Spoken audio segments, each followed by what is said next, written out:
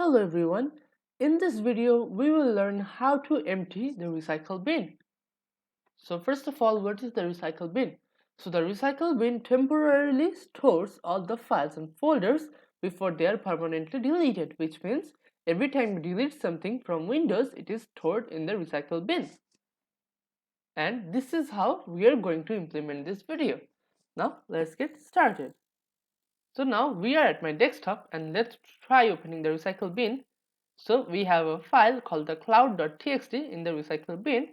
So if I am to empty the entire recycle bin, so I will just right click on the recycle bin and just simply click on the empty recycle bin.